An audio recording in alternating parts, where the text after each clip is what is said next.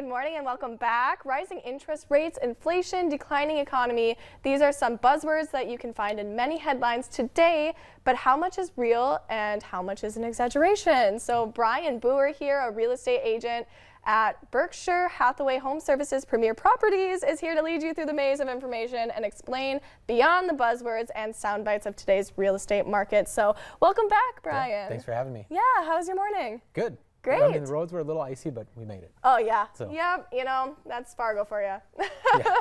So with the uncertainty in today's economy, should someone even be thinking about buying or selling a home? Yeah, absolutely. I mean, the big thing is people need to realize all the headlines they're going to hear most of the time are negative. And it's not just this year. If you go back last year, we talked about how prices were too high and it wasn't sustainable. 2 years ago, the headlines were all about COVID. So just keep in mind, headlines are always going to be negative to scare people because that gets people to click on ads. It gets people to, you know, sell papers. No offense. But the big thing is when people are thinking of buying or selling a home, you really need to look at your personal economy. I mean, 99 times it makes sense to buy versus rent, especially if you're going to live somewhere over 4 years. For sure, if you're going to live somewhere over 7. So even though rates are up, still look at it like, okay, rates are up, but my rent is probably going up. What is the best fit for me?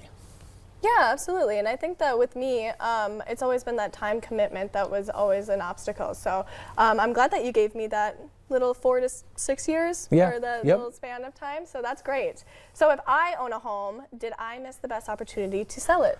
Not necessarily. So a lot of times people do get hung up on as home prices go up and down, you know, like, oh my gosh, we missed the peak.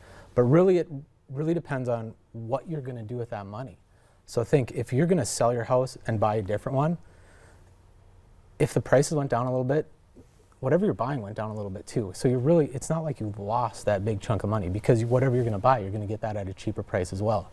So really, like I said, it's one of those things, just think about what makes sense for you. It's more important to get the right house in the right school district, somewhere where you're stable versus just getting into the really minutia of 0.25% interest rate or, you know, $5,000 max sale price. Yeah, absolutely. So what other big picture ideas do people overlook when making a buying decision? I think the biggest thing that people don't put enough stock in is there's a lot of things about owning a house that you can't measure. I mean, the big thing is stability. So, you know, some of the people that are in the best spots right now own houses and they know what their payments are going to be for, I mean, up to 30 years if they want. Oh, geez. You know, so you don't have to worry about your rent going up. So when there is, you know, inflation and all these other things, you at least have one thing that you know is stable. There's other things, you know, stability for kids, it leads to higher self-esteem, it leads to better attendance, you know, that turns into, you know, better educations, higher jobs. Those are all things that you can't break down monetarily. So that's something you got to kind of look within yourself, be like, does this make more sense for me and my family? Yeah, absolutely. And those are great key characteristics for a family and looking for a house. And especially in Fargo with such like growing neighborhoods, this community is constantly growing. You have those townhomes and all those houses and those like South Fargo communities. I've been seeing a bunch of them come up. So yeah, that's really awesome. So how can you tell if your real estate agent is thinking big picture as well? Yeah, I would say the biggest thing with a real estate agent is, are they looking about getting your house sold for the most amount of money versus just getting it sold? And that's one of those things. You can sell a house without professional photography. You can sell a house without video, but it's hard to get that max dollar without those things. So if your agent isn't willing to put that investment into you, I don't think that you should be putting that investment into them, because it's one of those things where as prices go up and down, or you know, just say as prices go up, you need to get the max value of your house because you're going to be paying max value for the next one. Yeah. You know, and the thing is finding someone that will tell you what you need to hear versus what you want to hear are all big things to look for. And is that you? That is me. There you go. There we go.